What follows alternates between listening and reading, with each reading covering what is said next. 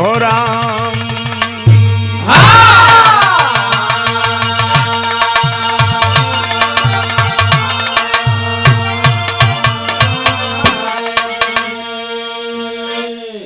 बनारस काशी विद्यापीठ भारत माता मंदिर से जुड़ी एक कहानी। इस कहानी के लेखक हैं राजू राहगीर जी की कलम बयां करती है। 4 लाइन बिरहा में भूमिका की बात लिखे कवि जी। आए वतन ले लो अब आखिरी अलविदा, छोड़ गुलशन को खुद जा रहे बागवा। जलने वाली यहाँ है शहीदी चिता, शीश हंस कर चढ़ाएंगे हर नौजवान। बनारस नमन कर उन्हें आज तू, जिनके तन पर खड़ी ऊंची दीवार है। राहगीर वे रूहें कहें आज भी, मर के भी हम वतन के मददगार हैं।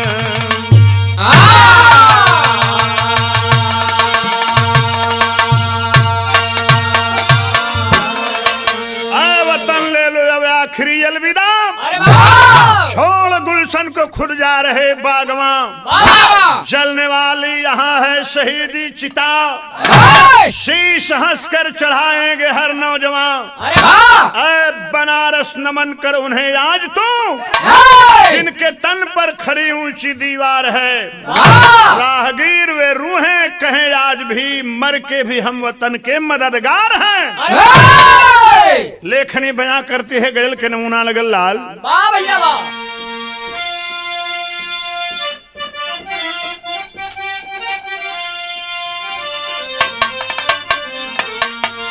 अरे बता दे मेरे मौलाए मदीना कैसी बस्ती है।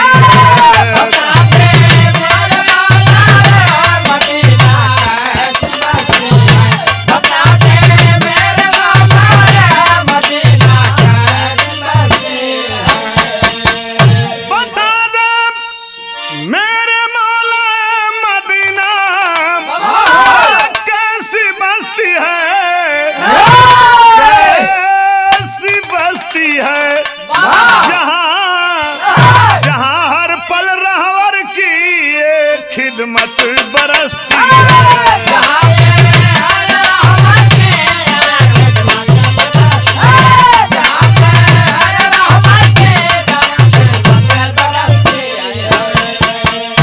भाव लिखे कवि बिरहा में कि जहाँ के, अरे जहाँ के हम वतन राही कफन सर पर बधाते हैं। जहाँ के हम वतन राही कफन सर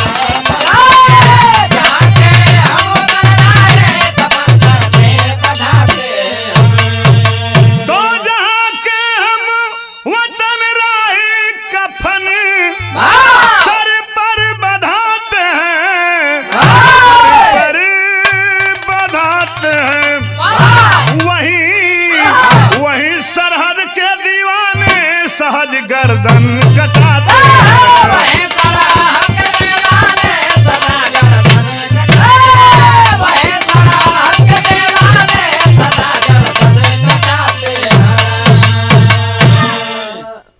नज्म में प्रमाण लिखे कवि जी। जहाँ के हम वतन राही कफन सर पर बधाते हैं, वहीं सरहद के दीवाने सहज गर्दन कटाते हैं। कभी बनारस भी लहू बहाया करता था, लहू की कीमत गोरों से चुकाया करता था। अरे वाह! वहाँ का ब्रेन गार्ड उस समय कोतवाल रहा, बनारस के वतन फरिश्तों का वह काल रहा। कहानी वैसी है कुछ खास उस जमाने की, गोरी शासन के बढ़ते हुए पैमाने की।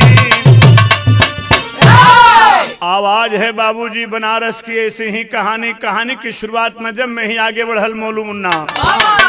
पांचों पंडित जो कि शिवपुर वेदाचारी थे, भारत माता मंदिर के रक्षक वे पुजारी थे, जिनके 5 बेटे बेटी एक कुंवारी थी, नाम था विद्या, उम्र यौवन की तैयारी थी। बाबूजी तनी बात के समझ ला, 5 बेटा 1 बेटी, पंडित पांचों महाराज जी शिवपुर के वेदाचारी रहलन और भारत माता मंदिर काशी विद्यापीठ में वो पुजारी रहलन। कहानी आगे बढ़ल, विद्या जब दिन पर दिन सयान भैली, बाबूजी जीविका चलावे के एक ही उपाय रहल, कथा वाचन से जीविका अपनी वो चलाते थे। कथा वाचन से अपनी जीविका चलाते थे, 6 बच्चों को भी स्कूल में पढ़ाते थे। एक दिन 5 पंडित दुनिया से मुख मोड़ चले, लाचार बच्चों को स्नेह अचानक तोड़ चले, लाचार बच्चों से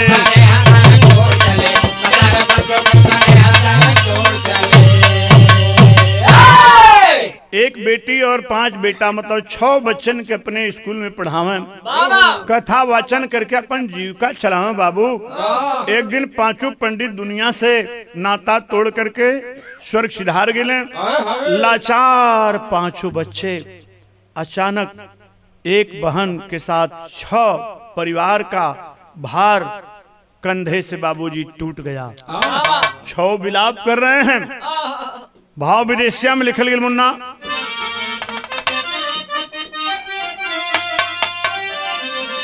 विधि का विधान देखा,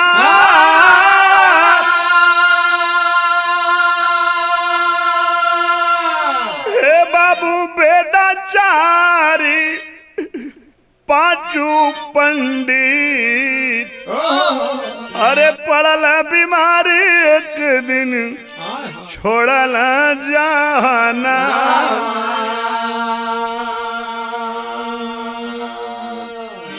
लड़का अनाथ बेटी लगी है कौन डरिया हो, माल बिन भइल उजाड़ गुल सना। करके विचार तब शिवपुर के लोग हो, हर लड़कन के कर लगल मिल के पालना। जाए लगल पढ़े नीति पंडित का ललनवा हो, ओही भारत माता मंदिर वाले संस्थान, भारत माता मंदिर संस्थान में वो 6 बच्चे पढ़ने लगे। काशी के विद्वत लोगों ने सहयोग करना शुरू किया। शिवपुर निवासियों ने 6 बच्चों को उठा लिया, गोद में भर लिया, उनके लालन पालन की व्यवस्था शुरू कर दी। एक दिन का वाकया होत का बात तर्ज लगल मुन्ना,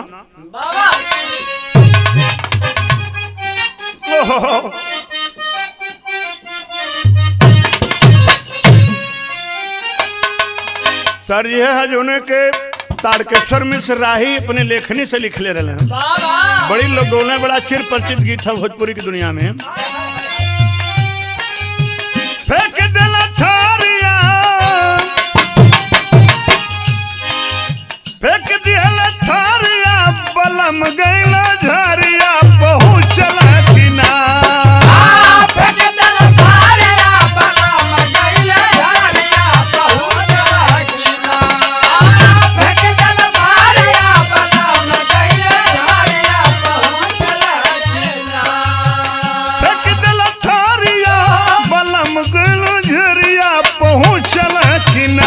उठहिया में लहरिया पहुँचला कि ना, उठहिया में लहरिया पहुँचला कि ना, उठहिया में लहरिया पहुँचला कि ना। बारे Misir ji migration and folklore पर नेशनल सेमिनार में गुजरात ला यूनिवर्सिटी में इस गीत की व्याख्या कर रहे थे।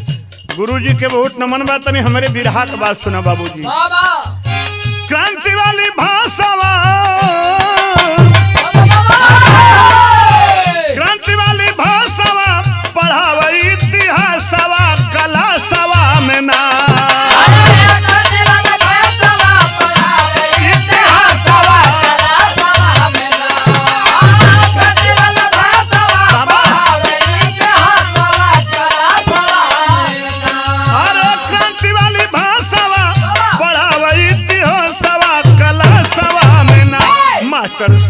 बर हो मा सवा कला सवा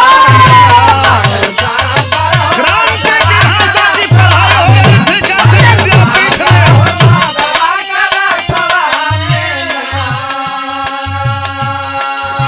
रहला होशियार पांचू पंडित का ललानावा जान गए न जल्दी देश भक्ति के निशानावा जान गए न जल्दी देश भक्ति के निशानावा जान गए न जल्दी देश भक्ति के निशानावा।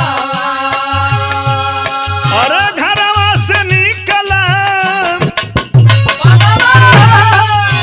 घरवा से निकला तगाव बिना त्रसवा कला सवा में ना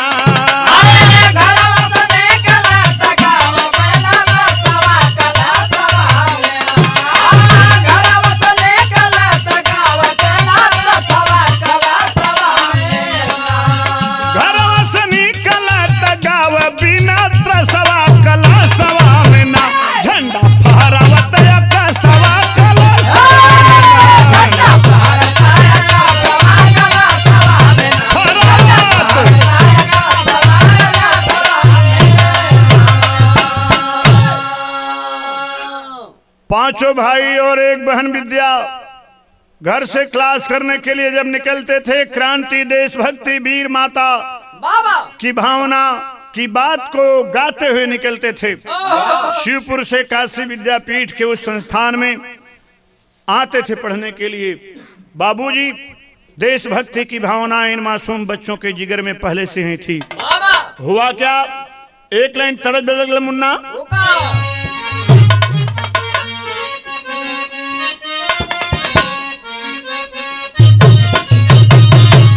यही पार गंगा माई हो ओही पार जमुना हो पार गंगा माई हो ओही पार जमुना हो पार गंगा माई हो ओही पार जमुना हो। और बिचा में सेवक मोर रजऊ बेरवा दलला हो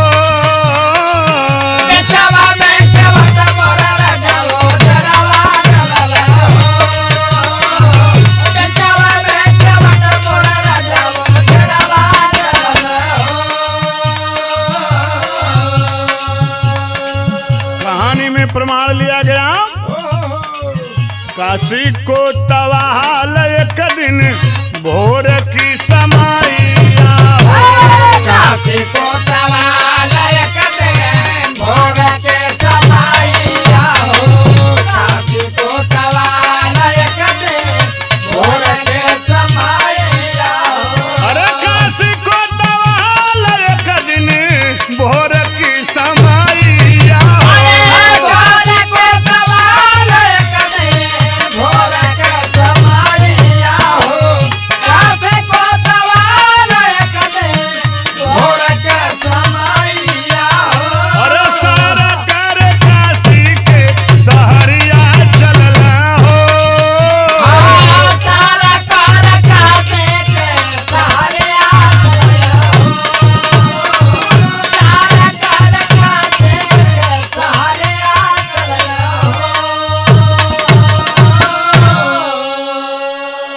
काशी का अंग्रेजों का कोतवाल एक दिन बनारस की सैर करने के लिए निकल पड़ा है।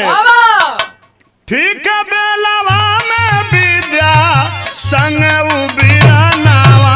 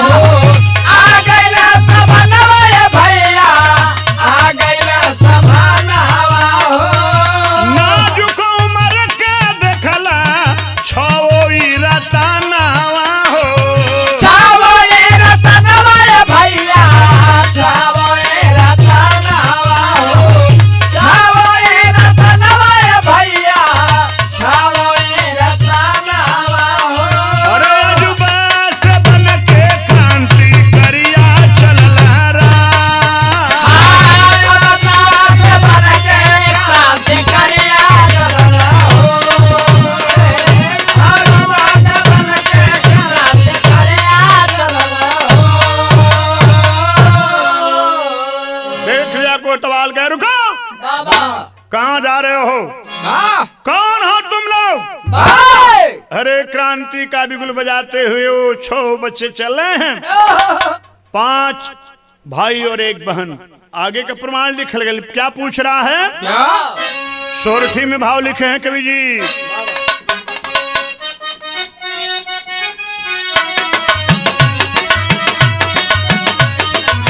अरे वाह वाह मोलू, बहुत अच्छे। पूछा को तवाल हंस के बाला नाम पातावा, अरे बाला नाम पातावा, अरे बाला नाम पातावा हो। सच सच बतावाल कुमारिया की राम हो, सच सच बतावे कुमारिया हो राम राम हो, सच सच बतावे कुमारिया हो राम। जी शुरुआत से कोतवाल पूछा, उसी लहजे में सत्य को बयां कर रही है वो कुमारी विद्या। सोचे कब होई है 5 भारी क्रांतिकारी आए, अरे भारी क्रांतिकारी आए, अरे भारी क्रांतिकारी आओ। आधी रात पहुंचाल कटारिया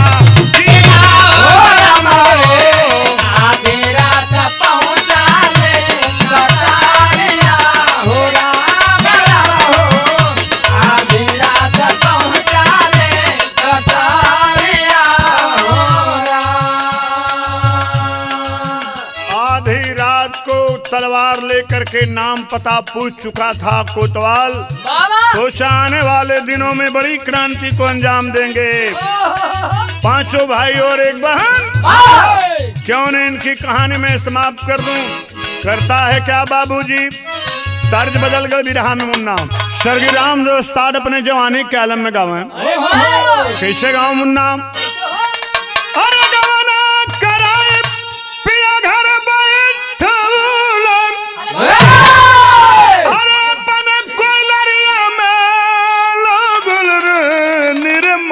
दगा दई के निर्मोही दगा दई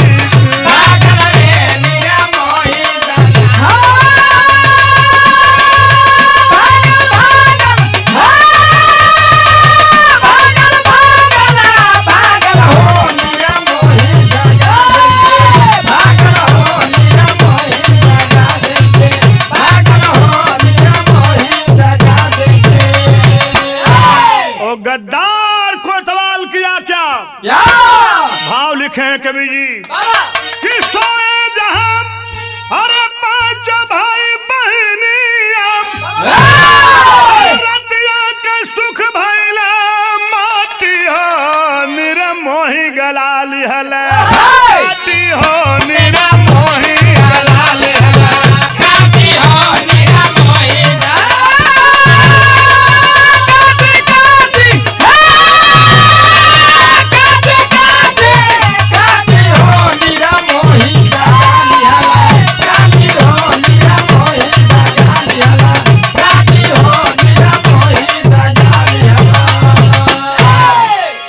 चल विद्या अपन जनवा बचाई, जनवा बचाई हो, जनवा बचाई, जनवा बचाई हो, जनवा बचाई।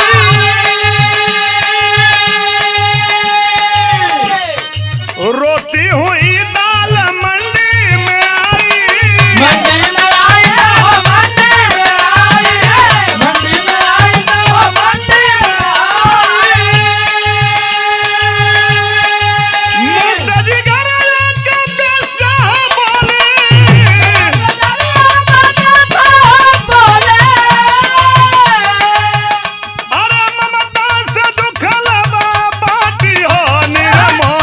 गला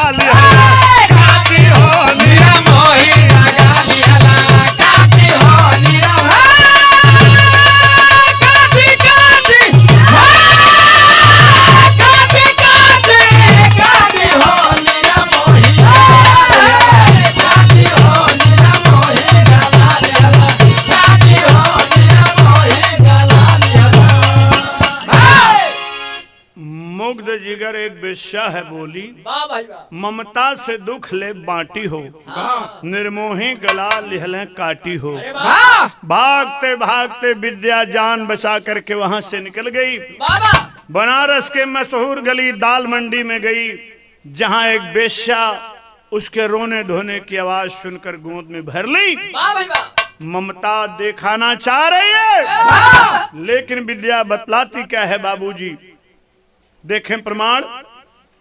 बिरहा के अंदाज में एक तर्ज लगल मुन्ना, अरे वाह,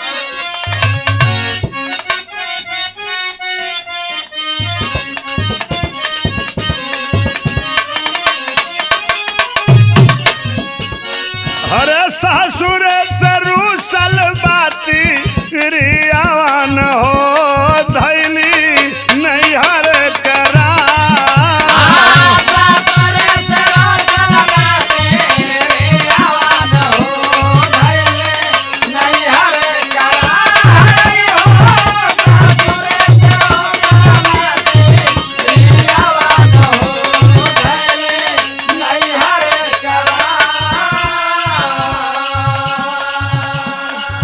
तब बाबूजी बहुत बहुत तर्ज गावल जाला यही के जोड़ के, गंगा माई के ऊंची बाररिया न हो जहाँ बैठे भगवान, वाह वाह, नसुड़ी गाँव गंगा के ऊंची बाररिया न हो जहाँ बैठे ठगहार। अरे वाह, बेचन भैया गाँव की ससुरे सरुसली तिरियवा न हो धैली नैहरे के राह। वाह वाह, बहुत बहुत गीत रहल, तनी बिरहा के कहानी पावा बाबूजी। मेन बात, जहाँ विद्या के पांचों भाइयों का सर काटा गया है, विद्या वहां से जान बचाते हुए भागकर दाल मंडी में आई है।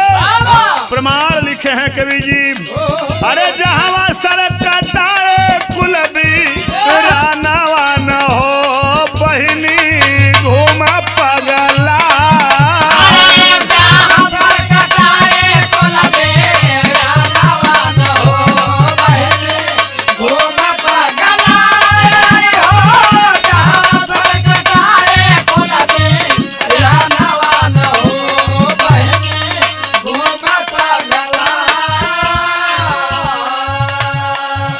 शिवपुर का ध्यान रखें श्रोता सज्जन, शिवपुर में सा थानावा न हो पांचों पंडवा कहा।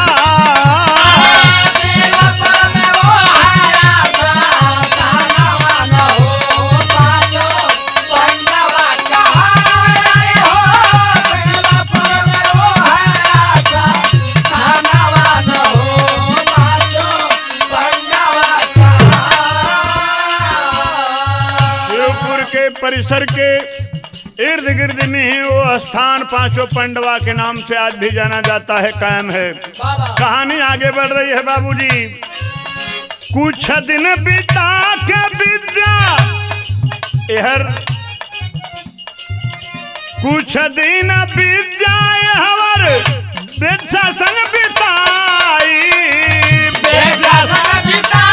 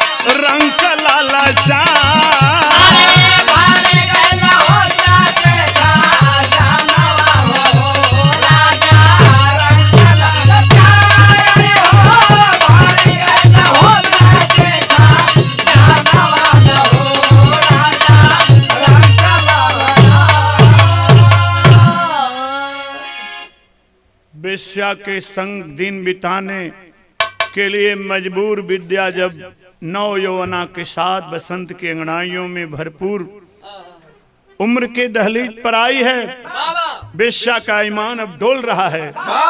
कहती है मुग्ध वेश्या बोली एक दिन से, मुग्ध बेशा बोली एक दिन अविद्या से बचनिया घुंघरू पहला दिला जान उतरेगी आज तोहरी कोठे पर ना थुनिया हो आने वाले हैं कुछ मेहमान।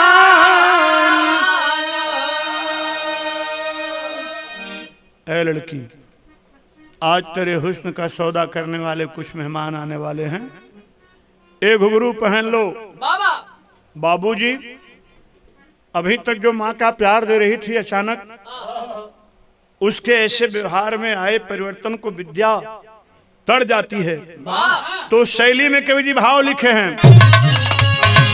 अब गंगा के, अरे गंगा के, हो गंगा के पानी मदिरा ना होई, काशी से बढ़ के ना पावन स्थल कोई रहो, कोई रहो, कोई।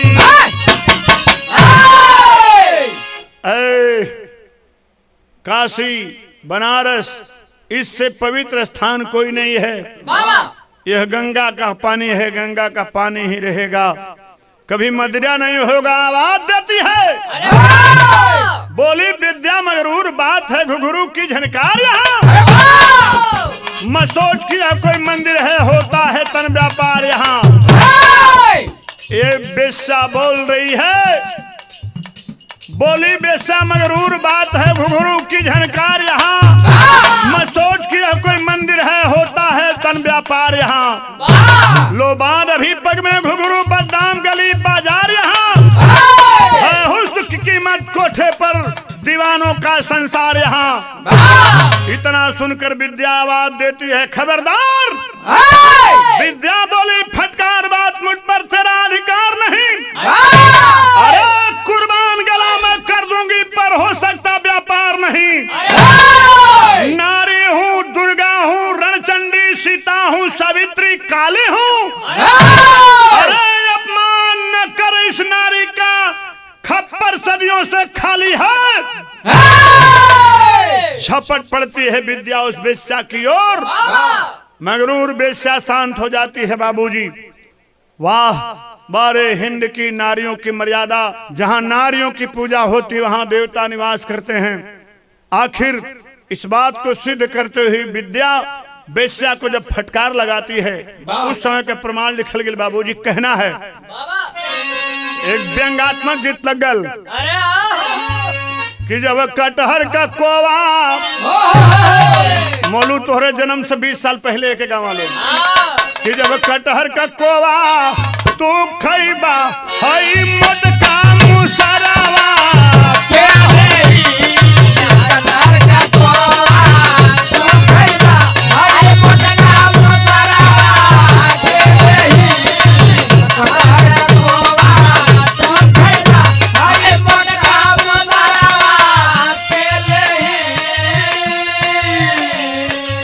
कटहर एक ऐसा वृक्ष हो बाबूजी जोन फल देवला, ओकर कोवा लोग खा जाला, बीच में के जोन ओकर मूसर हो ओके बेभाव बे फेंक देवला। ऐसे सदियों से आई परंपरा के बात कहावत रहल। ओके छांगुर भैया समझत हो तनी हमरे बिरहा के कहानी को चला लो। आवाज क्या दे रही है, मत बात बढ़ा रे चंडालिन, हम के लहरिया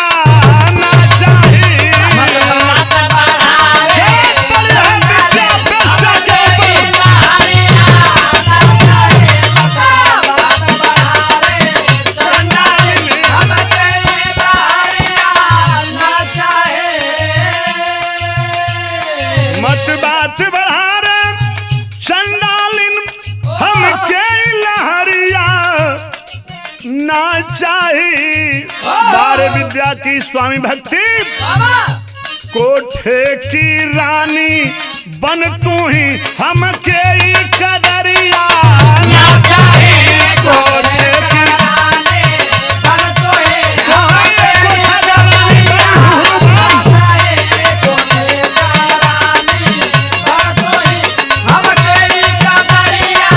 ना चाहिए।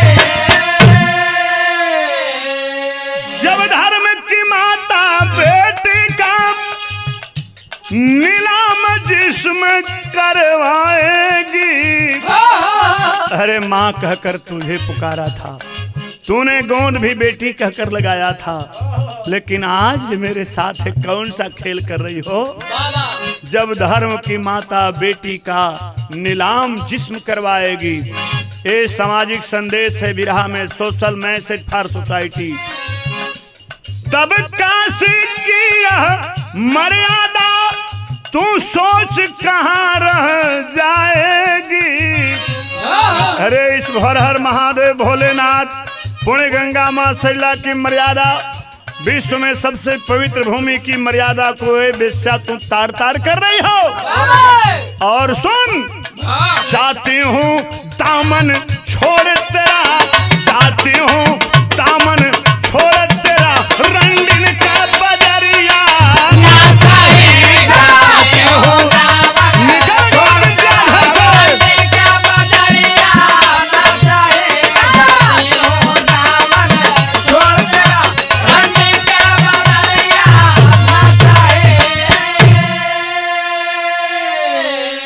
निकल गई विद्या वीरांगना बन करके उस कोठे से कूद पड़ती है।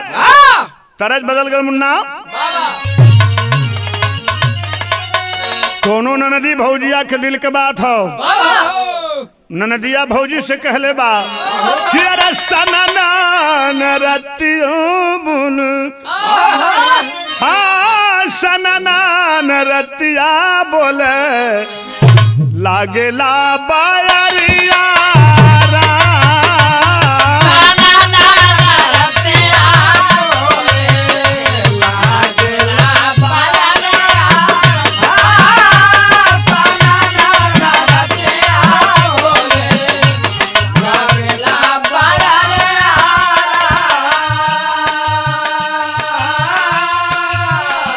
सननान रतिया बोले अब पवनवाराम, कहदा भौजी भैया जी से, कहदा भौजी भैया जी से दे देता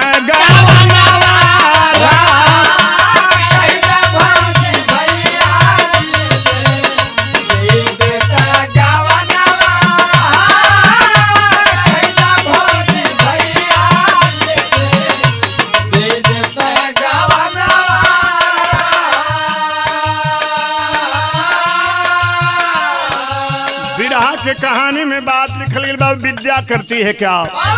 अरे कोठवा से अली विद्या, कोठवा से अली विद्या, फिर ओही भावनावारा।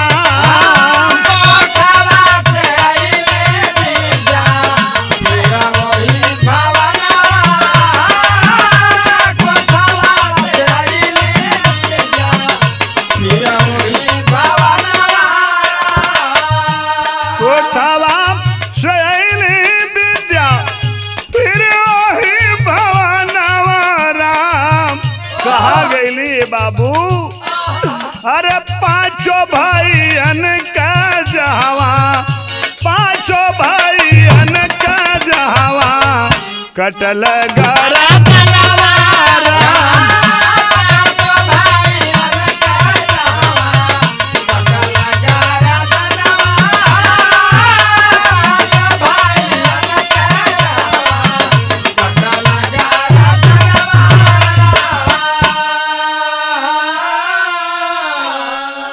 अबला जीवन हाय तुम्हारी यही कहानी, आंचल में दूध है आंखों में पानी। हार गुन करके विद्या उसी स्थान पर गई जहां काशी का कोतवाल उनके सगे 5 भाइयों का गर्दन रात्रि में उतार लिया था। ए बाबूजी, जब उस स्थान पे जाती है, लड़की अब बड़ी हो गई है, लेकिन गाँव गढ़ू गंभीर लोग कैले का चिन्ह गई शिवपुरवासी पांचू का कुमारिया, पांचू का कुमारिया हो। अरे तो पांचू महाराज का बिटिया हो, पांचू का कुमारिया हो, पांचू का कुमारिया हो गईली सयान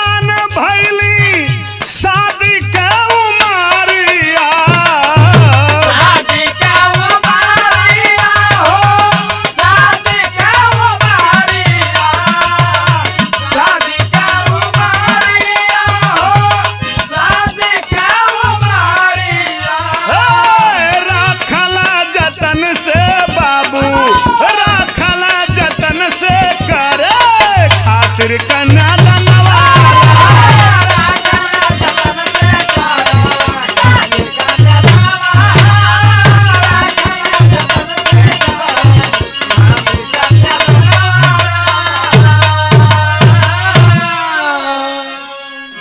उसी शिवपुर वासियों में से एक पांचू नाम के पांचू यादव जी उस कन्या को अपने पास रख लिए। बाबा बड़ी होगी लोगों के सहयोग से। मैं भी तो गरीब हूं लेकिन बेटी है, अरे वाह गांव घर की इज्जत है। बाबूजी वही पांचू यादव जब विद्या की शादी का परमिशन लेने के लिए अंग्रेजी कोतवाल ब्रेन गार्ड के यहाँ अर्जी लगाते हैं। बाबा वो समय के तर्ज बदल के लाल जोन में तारी बहन शादी विवाह में गावल नहीं। अरे वो का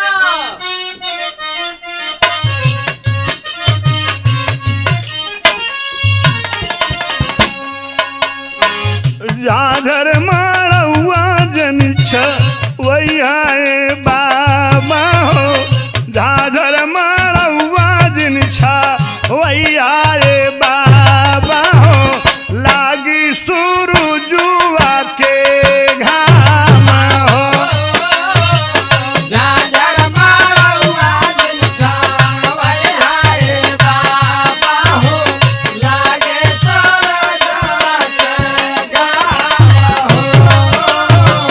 जाजर मारौआ दिन छावै हाय बाबा हो लागे तोरा जाके गाम हो।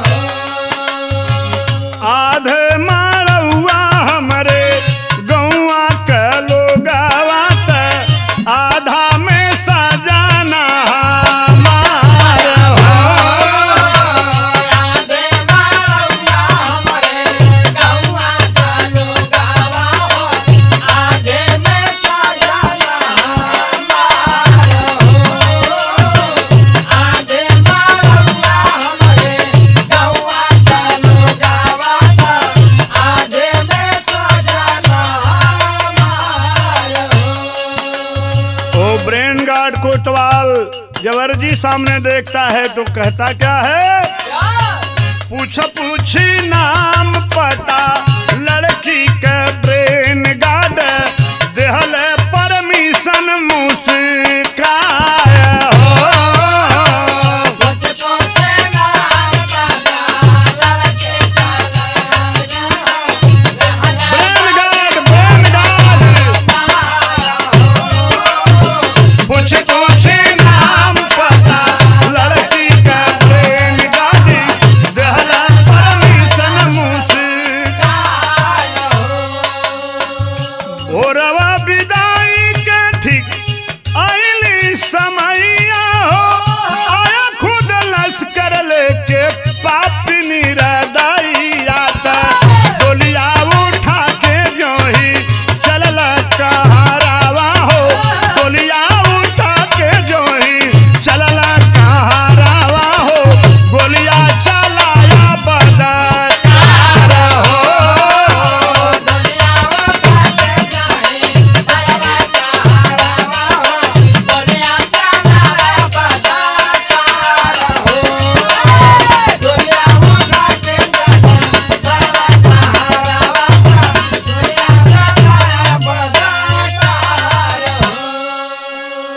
जो ही डोली उठा करके बारात विदा करके कहार लोग आगे बढ़े हैं। विदाई हो गई है बाबूजी। धड़ाधड़ गोलियां चलवा दिया है कोतवाल ब्रेन गार्ड। दुल्हा मारा गया है। भरतिया बाबूजी विद्या को उठा करके लेकर के डोली सहित फरार हो जाते हैं। देखें कैसी मजबूरी है। वाह भाई वाह पिताजी वैसे चले गए। भाइयों का इसी कोतवाल ब्रेन गार्ड ने गर्दन उतरवा लिया। मांग में सिंदूर तो मिला लेकिन सिंदूर पड़ते ही जब विदाई हुई तो पति को भी वहीं कोतवाल ब्रेन गार्ड मौत के नींद सुला दिया। बारे विद्या आखिर मजबूरी में क्या नहीं करना पड़ता है बाबूजी। वाह भाई वाह आगे के प्रमाण के जी पहपट में लिख लें। विद्या के संगे होत का मुन्ना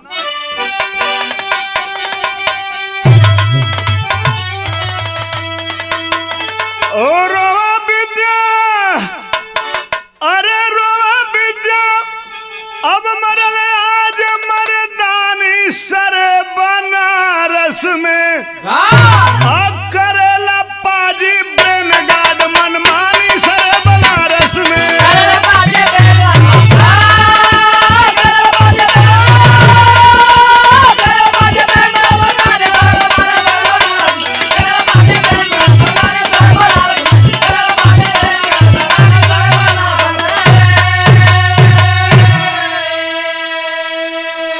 सुनते भोजा पहलवान आवाज रोश में आई हो, अरे 10 पट्ठन के साथ गणासा लहला हाथ उठाई हो।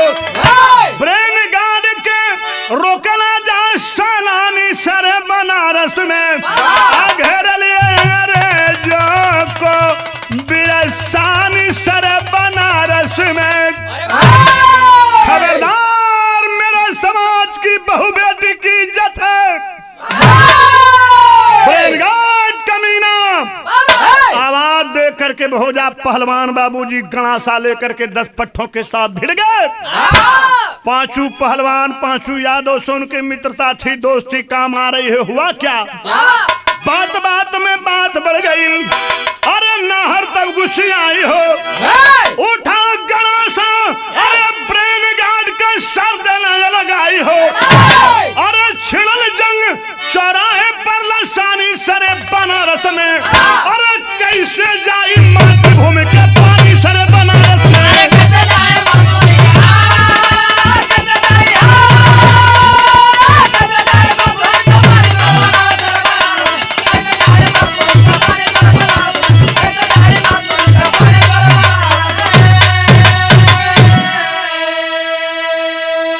उठाकर गणासा मार दिया हर हर महादेव कह करके ब्रेन गार्ड का गर्दन अलग हो गया। छिड़ गई जंग अंग्रेजी पलटन से, छिड़ा जंग चौराहे पर लसानी सरे बनारस में। कैसे जाई मातृभूमि के पानी सरे बनारस में। बारे बनारस के वीर रणबांकुरे उस बेटी की इज्जत आबरू को बचा करके आवाज देकर जान हथेली पर लेकर जब कूद पड़े तो देखे ब्रेन गार्ड की मौत हुई। भाव आल्हा में लिखना पड़ा लाल।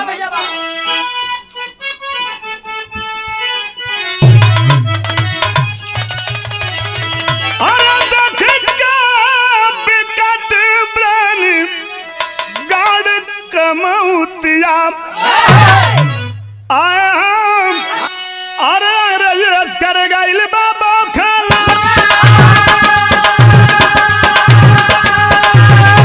अरे दिलस कर गइल बाबा खाला।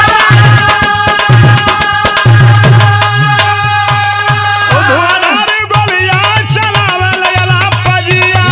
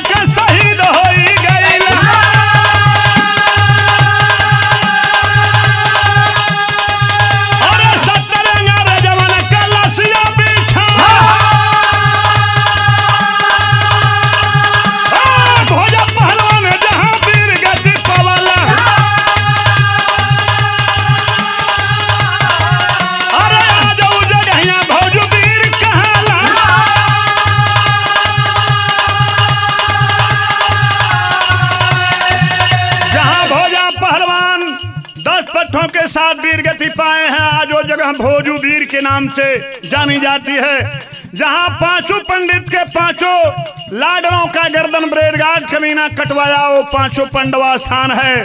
जरा आगे की बात सुने बाबूजी। आइए हमारे माँ के जावे भागल बा कुमारी।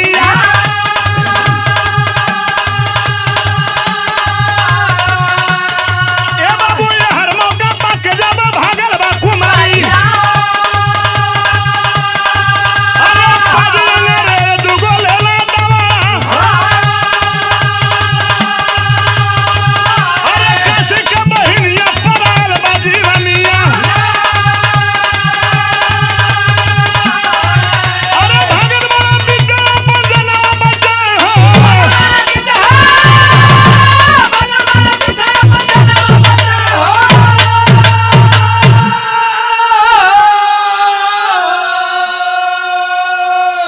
पंडित की बेटी विद्या डोली में तो बच गई बाबूजी, लेकिन भोजा पहलवान उनके 10 पट्टे जब मार दिए गए, वीरगति को पा गए। 70 अंग्रेज मारे गए। उन अंग्रेजों के बदले खौफ की आग बढ़ रही थी। विद्या अब छुप करके घात लगा करके निकल करके बाबूजी क्रांति को नया अंजाम देने की मौके की तलाश कर रही थी। तब तक 2 अंग्रेजी सैनिक दौड़ा लिए, और जब दौड़ा लिए तो गए कहां पर? बिरहा में आखिरी लगल पंधारी दादा के धुन में लिख लगे लाल।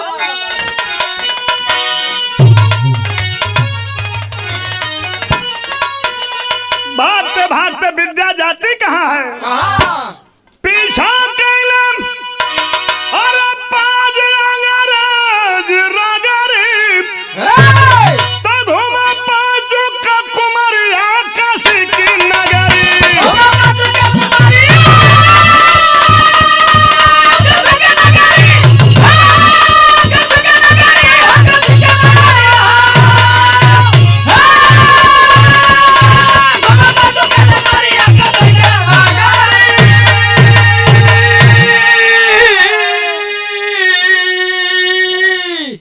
बालिका हुई घूमकर कहीं शरण न पाई।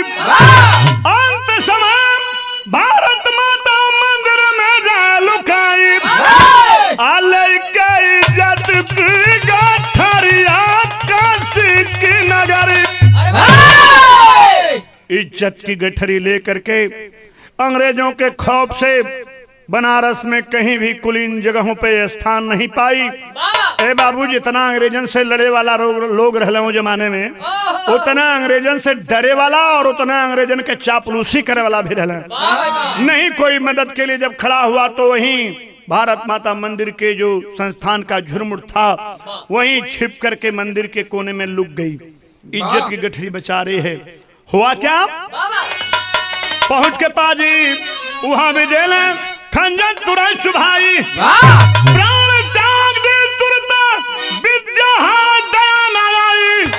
अंतिम बेरी कर दे दरिया रे काशी की नगर।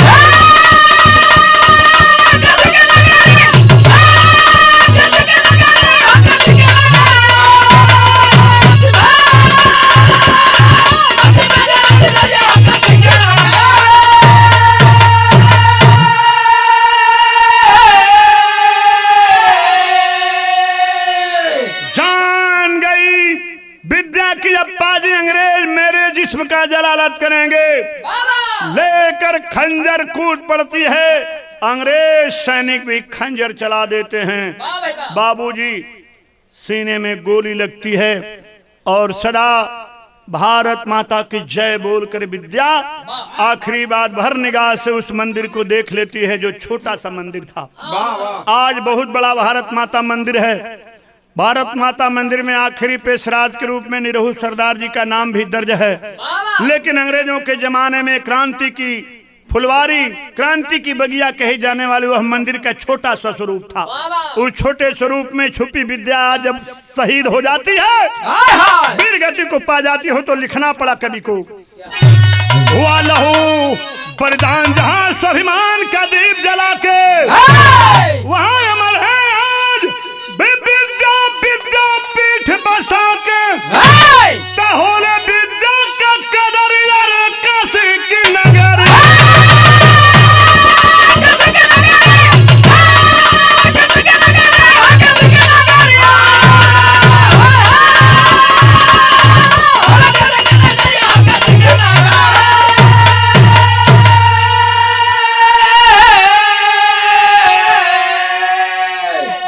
कालांतर में विद्या की कहानी तो वहीं पे समाप्त हो जाती है बाबूजी।